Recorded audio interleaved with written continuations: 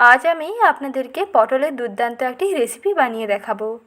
পটলের একঘেয়ে রেসিপি খেতে ভালো না লাগলে এই নতুন রেসিপিটি বাড়িতে একবার ট্রাই করে দেখতে পারেন। অল্প কিছু উপকরণে এবং একেবারে কম সময়ে দুর্দান্ত স্বাদের একটা নতুন রেসিপি তৈরি করে নেওয়া যায়।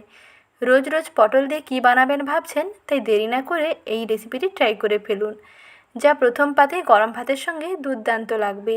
একবার খেলে বারবার খেতে চাইবেন। তাহলে দেখে নিন আজকের সহজ রেসিপি। প্রথমে পটলের খোসাটাকে আলতো করে ছাড়িয়ে নিতে হবে। এখানে পটলের খোসাটা একেবারে পুরো করে ছাড়াবেন না। প্রথমে একটা ছুরি দিয়ে এই রকম পটলের গায়ের আস্তরণটাকে একটু তুলে ফেলতে হবে। দেখুন যেইভাবে আমি ভিডিওতে দেখিয়ে দিচ্ছি, এইভাবে করে পটলের গাটাকে একটু ঘষে নিয়ে আস্তরণটা তুলে দিন। তারপরে পটলের দুই সাইডের অংশটা কেটে বাদ দিয়ে পটলগুলোকে একটা গ্রেটার দিয়ে গ্রেট করতে হবে। আমি স্টেপ বাই স্টেপ ভিডিওতে দেখিয়ে দিচ্ছি, কোথাও কিন্তু স্কিপ না করে শেষ পর্যন্ত ভিডিওটা দেখতে থাকুন। আশা করি ভালোভাবে বুঝতে পেরে যাবেন। প্রথমে দুই প্রান্তটা কেটে বাদ দিয়ে তারপরে একটা এই রকম গ্রেটার নিয়েছি, গ্রেটার দিয়ে পটলটাকে গ্রেট করে নিচ্ছি। যদি এই রকম ছোটো গ্রেটারে গ্রেট করতে অসুবিধে হয় তাহলে অবশ্যই কিন্তু বড় গ্রেটারে গ্রেট করবেন। তবে এটা কিন্তু মিক্সিতে পেস্ট করবেন না, একটু গ্রেটার দিয়ে এরকম গ্রেট করে নিলে এটা খেতে বেশি ভালো লাগবে। এইভাবে প্রথমে পটলগুলোকে গ্রেট করে নিন। তারপরে মূল রান্নাটা করে নিচ্ছি। প্রথমে পটলটাকে এখানে দেখুন একটা বড় ফুটোওয়ালা গ্রেটার নিয়েছি। ছোট গ্রেটারে গ্রেট করতে একটু অসুবিধে হলো, তাই এখানে বড় গ্রেটার নিয়ে নিয়েছি। কাজটাও অনেক সুবিধা হলো এবং গ্রেটারে গ্রেট করে নেওয়ার পরে পটলের ঝাড়িগুলো দেখুন কি সুন্দরভাবে বোঝা যাচ্ছে। আর প্রথমত পটলটাকে কিন্তু একটু নরম নিতে হবে। নরম পটল হলে এটা বেশি খেতে ভালো লাগবে।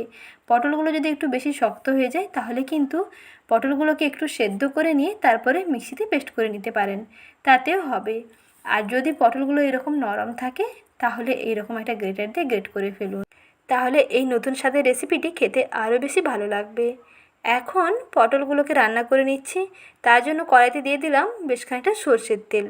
সর্ষের তেলে রান্না করলে এর টেস্ট কিন্তু দুর্দান্ত হবে। তার মধ্যে দিয়ে দিলাম পেঁয়াজ কুচি এবং কাঁচা পাকা লঙ্কা কুচোনো, আর দিচ্ছি হাফ চামচ কালো জিরে ফোড়ন। এখন কুচনো লঙ্কা, কুচনো পেঁয়াজ এবং কালো জিরে সর্ষে তেলের মধ্যে একটু ভেজে নিচ্ছি। পেঁয়াজের যখন একটা বেশ ভাজা ভাজা গন্ধ আসবে তখন এর মধ্যে গ্রেট করে নেওয়া পটলগুলোকে দিয়ে দিতে হবে। একইভাবে যদি পটল সেদ্ধ করেও বানান তাহলে কিন্তু রান্নার প্রসেসটা একই থাকবে। এখানে দেখুন তেলের মধ্যে পেঁয়াজটাকে ভেজে নিয়েছি। এখন এর মধ্যে গ্রেট করে নেওয়া পটলগুলোকে দিয়ে একটু কষিয়ে নিচ্ছি। একটু কষিয়ে নিলে পটলগুলো বেশ ভাজা ভাজা হয়ে যাবে, খেতে আরও বেশি ভালো লাগবে। আর এই পর্যায়ে কিন্তু গ্যাসের আঁচ একেবারে মাঝারি থেকে কমের মধ্যে করে দিতে হবে। হাই হিটে একেবারে রান্না করতে যাবেন না, একটু লো ফ্লেমে রান্নাটা করবেন, তাহলে বেশ সুন্দরভাবে রান্নাটা হয়ে যাবে, পটলটা সেদ্ধ হয়ে যাবে। পটলটাকে একটু তেলের সঙ্গে এবং মশলার সঙ্গে কষিয়ে নিয়ে একটু ভেজে নিয়ে তার মধ্যে দিয়ে দিচ্ছি নুন এবং হলুদের গুঁড়ো। স্বাদ মতো লবণ দিয়ে দিতে হবে। আর লবণ দেওয়ার পরেই দেখবেন পটল থেকে একটু জল ছাড়তে শুরু করবে, আর পটল কিন্তু সেই জলেই ভালোভাবে সেদ্ধ হয়ে যাবে। এখন স্বাদ মতো লবণ এবং অল্প একটু হলুদের গুঁড়ো দিয়ে এখন ভালো করে কষিয়ে নিচ্ছি। আর লবণ দেওয়ার পরেই দেখবেন পটল থেকে বেশ জল ছাড়বে, সেই জলেই পটলটা ভালোভাবে সেদ্ধ হয়ে যাবে। আর বাইরে থেকে এক্সট্রা করে আর জলটা কিন্তু অ্যাড করতে হবে না। অতিরিক্ত জলের প্রয়োজন নেই। সেই জলে পটলটা যাতে ভালোভাবে সেদ্ধ হয়ে যায় তার জন্য লো ফ্লেমে একটা ঢাকনা দিয়ে ঢেকে দিচ্ছি 2 মিনিটের জন্য। 2 মিনিট হয়ে গেছে, এখন ঢাকনাটা সরিয়ে নিচ্ছি। পটলগুলো দেখুন কত সুন্দরভাবে সেদ্ধ হয়ে গেছে। 5 মিনিটের মধ্যে কিন্তু রান্নাটা তৈরি করে নেওয়া যায়। রোজ রোজ একঘেয়ে পটলের রেসিপি খেতে বিরক্ত লাগলে এই নতুন রেসিপিটি বাড়িতে একবার ট্রাই করে দেখতে পারেন। খেতে দেখবেন দারুণ লাগবে।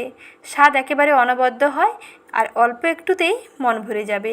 খেতে দারুণ লাগে আর কাউকে খাওয়ালে তো বারবার রিকোয়েস্ট আসতেই থাকবে।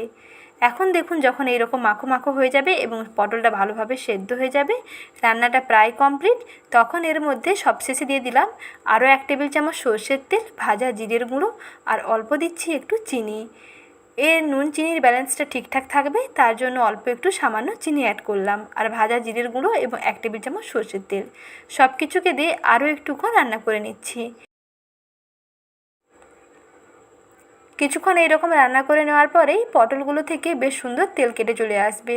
যখন পটল থেকে এরকম তেল ছাড়বে এবং পটলটা একটা ডোতে পরিণত হয়ে আসবে, মিশ্রণটা কড়াই থেকে ছেড়ে চলে আসবে, তাহলে বুঝবেন যে রান্নাটা একেবারে কমপ্লিট।